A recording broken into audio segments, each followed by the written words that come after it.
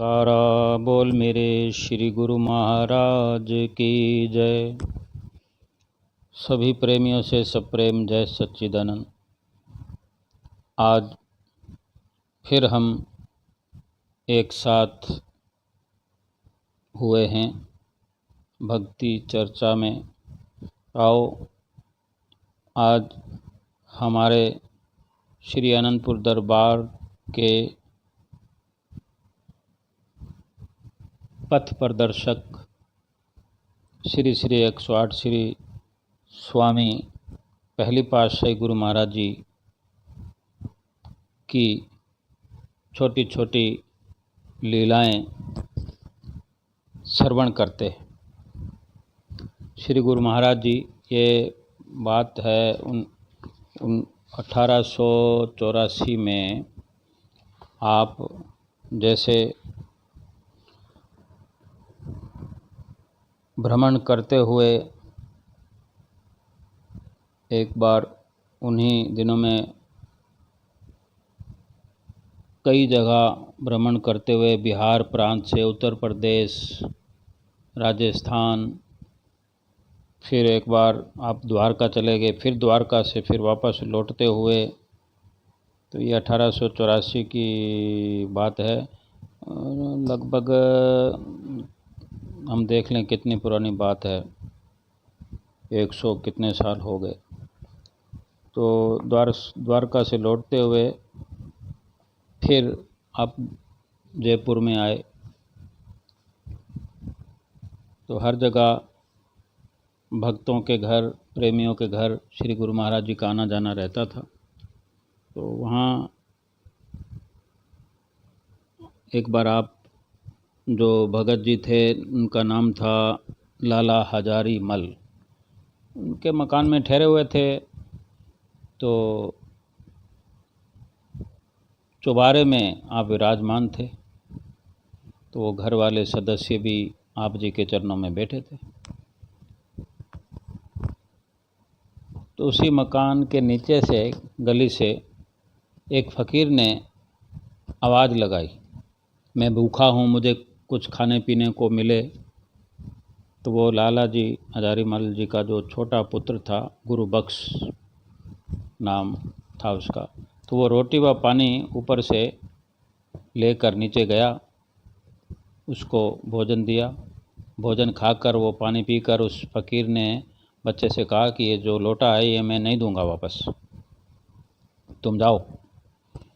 तो बच्चे ने कहा नहीं, लोटा मुझे चाहिए, मैं लोटा तुम्हें नहीं दे सकता। अब दोनों के अपने अपने विचार हैं। फ़कीर ने कहा लोटा नहीं दूंगा, तो तुम क्या करोगे? तो बच्चा कहता मैं भी लोटा तुम्हें नहीं दूंगा, तो तुम क्या करोगे? फ़कीर कहता तुम लोटा मुझे नहीं दोगे तो मैं तुम्हें अभी यहीं पे भस्म कर दूंगा। वो फ़कीर कहता है उस बच्चे को, लाला जी के बच्चे को, भाई तुम लोटा मुझे नहीं दोगे साथ ले जाने के लिए, तो मैं तुम्हें भस्म करता हूँ। तो देखो बच्चे के अंदर कितनी प्रेरणा भरी हुई है। बच्चा क्या कहता है, तुम मुझे भस्म कर दोगे तो हमारे गुरु जी, हमारे गुरु महाराज जी ऊपर विराजमान है चौबारे में, वो जीवित कर लेंगे। कितना विश्वास सुनकर कितना आनंद आता है, ऐसा भी विश्वास होता है। तो श्री परमहंस दयाल जी ने सुना कि नीचे कुछ आवाज़ें आ रही है, बहस हो रही है, और ये भी मन में था कि काफ़ी देर से वो रोटी और पानी लेकर गया है जिसने आवाज़ लगाई उसके लिए, वो वापस नहीं आया, बच्चा वापस नहीं आया ऊपर। तो श्री परमहंस दयाल जी ने बच्चे को खुद आवाज़ लगाई। कितने भाग्यशाली हैं हम जीव। तो बच्चे ने परमहंस दयाल महाराज जी को उत्तर दिया, ये फ़कीर है ना, मुझसे लोटा मांगता है, मेरे को लाने नहीं देता। तो उसने शिकायत कर दी। तो आपने फ़कीर तथा बच्चे को ऊपर बुलाया, दोनों ऊपर आ गए, सारा हाल पूछा। फ़कीर से कहा लोटा तो उसके माता पिता से पूछ कर मिल सकता है ना, वो बच्चा तुम्हें कैसे दे सकता है माँ बाप से पूछे बिना। और बाकी रही तुम कह रहे हो कि भस्म कर दूंगा, तो लो भस्म करो। बड़ा सम्मान से श्री गुरु महाराज जी उस फ़कीर से बात कर रहे थे। लो ये तुम्हारे सामने खड़ा है, आपके सामने खड़ा है। तो फ़कीर तो गुस्से में था ही, उसको क्या मालूम कि कौन सी हस्ती मेरे सामने विराजमान है, मैं किससे बात कर रहा हूँ। वो अपने अहंकार में था, क्रोध में था, तो हाथ में कुछ मंत्र पढ़ने लगा। मंत्र पूरा हो गया, परंतु मंत्र का कोई असर तो पड़ा नहीं। तो आपने कहा कि लो तुमने पढ़ लिया मंत्र। श्री गुरु महाराज ने कहा तुमने पढ़ लिया, अब हम मंत्र पढ़ते हैं।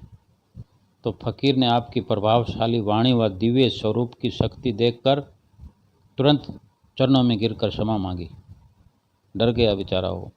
आपने फरमाया तुम साधु हो, साधु को अहंकार कदापि शोभा नहीं देता, साधु कभी अहंकार ना करे। मालिक की भक्ति कर फ़कीर को भक्ति का धन जमा करना चाहिए। क्रोध के वशीभूत होकर छोटी छोटी बातों में अपनी कमाई को समाप्त कर देना चाहिए साधु को।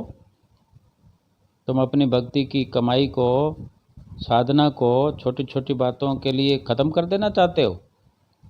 ये अहंकार अच्छा नहीं है। भक्ति के इकट्ठे धन को शीघ्र खाली कर देता है अहंकार। अपनी भक्ति को सुरक्षित रखने के लिए इससे बचने की ज़रूरत है तुम्हें। ये सुनकर फ़कीर ने फिर नमस्कार किया, फिर क्षमा मांगी और खुशी से वहाँ से चला गया।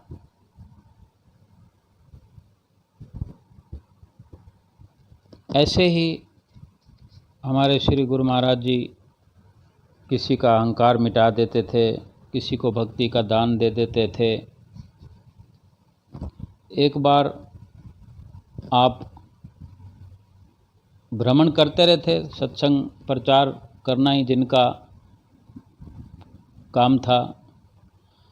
आपने तो जन जन में आत्मज्ञान की चिंगारी लगानी थी, भक्ति की ज्योत जगानी थी सबके अंदर।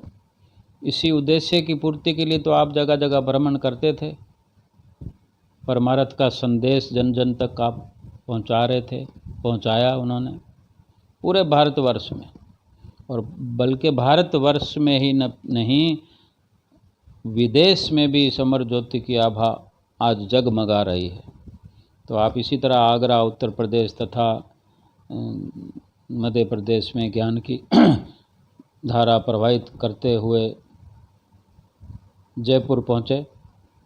यहाँ श्री परमहंस दयाल जी कुछ समय स्थायी रूप से रहे और जीवों का कल्याण का कार्य आरंभ किया। यहीं से श्री परमहंस अद्वैत मत की नींव भी रखी गई। यहाँ बहुत बड़ी संख्या में आपके प्रेमी हुए। जयपुर से ही शुरुआत हुई, सभी जगह भ्रमण करते थे। उत्तर प्रदेश, मध्य प्रदेश और बिहार प्रांत से तो आप चल के आए ही थे, लेकिन शुरुआत जयपुर से हुई, राजस्थान से। यहीं पर श्री परमहंस अद्वैत मत की नींव रखी गई। यहाँ बहुत बड़ी संख्या में आपके प्रेमी हुए, संगत बनी और सत्संगियों के जोरदार विनती करने से उन्हें भक्ति कराने के लिए वहाँ पर रहना भी आपने स्वीकार कर लिया। आपका सुंदर शरीर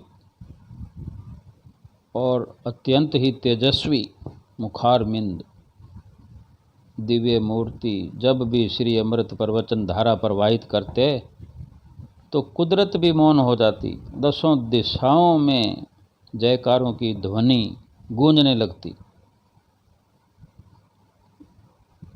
उन्हीं दिनों में एक दिन श्री परमहंस दयाल जी और उनके साथ में एक प्रेमी थे, वो महंत थे, जैसे महंत होते हैं मंदिरों में, गुरुद्वारों में, जिनकी कुछ ऐसी पदवी होती है,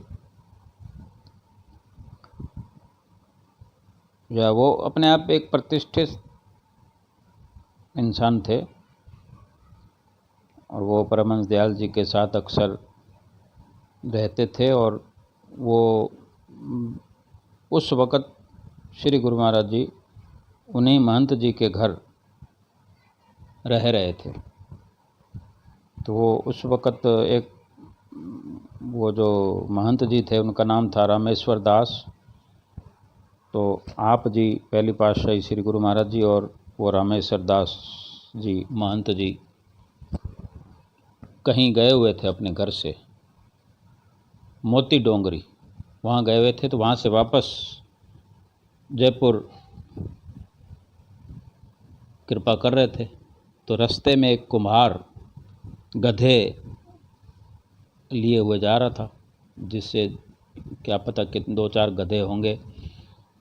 तो गधे पर मिट्टी ढोने का काम करते हैं, 10 गधे भी हो सकते हैं, ठीक से मेरे को नहीं मालूम।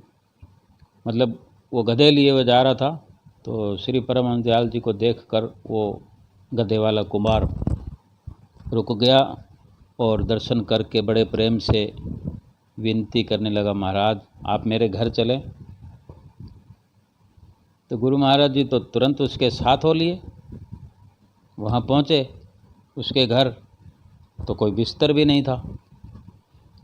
तो उस कुमार भैया ने, भगत जी ने एक फटी हुई पुरानी वो क्या कहते हैं उसको, कथड़ी, बिछाने के जो हुआ करते थे, हम कपड़ों की घर में बनाते थे, वो फटी पुरानी थी बेचारे की, वो भी पूरी तरह से सुरक्षित नहीं थी। वो बिछाई तो आप तुरंत उस पर विराजमान हो गए। उस वक़्त कहाँ कुर्सियाँ होती थी, सोफ़ा सेट होते थे, सिंहासन होते थे जहाँ कोई प्रेमी बिठा देता, या यूँ समझें कि हर घर में कहाँ सिंहासन होते हैं। लेकिन गुरु महाराज जी क्या चाहते, वो तो प्रेम चाहते हैं। आप तो केवल प्रेम के ही भूखे थे, और जिस प्रकार का प्रेमी हो उसके साथ वैसा ही व्यवहार करते थे, आप भी उसको वैसे ही खुश करते थे, उसी के व्यवहार की तरह। वो ना तो अमीर ना गरीब, ना ऊंच ना नीच, कोई भेदभाव नहीं था श्री गुरु महाराज जी को। तो जैसे उस कथड़ी पे श्री गुरु महाराज जी को विराजमान कराया और तुरंत कुमार ने मोटी मोटी जौ की रोटियां, जो बाजरा ये होता था, तो जौ की रोटियां और एक मिट्टी के प्याले में छाछ भरकर और बड़ी श्रद्धा से, नम्रता से आपके आगे रख दिया।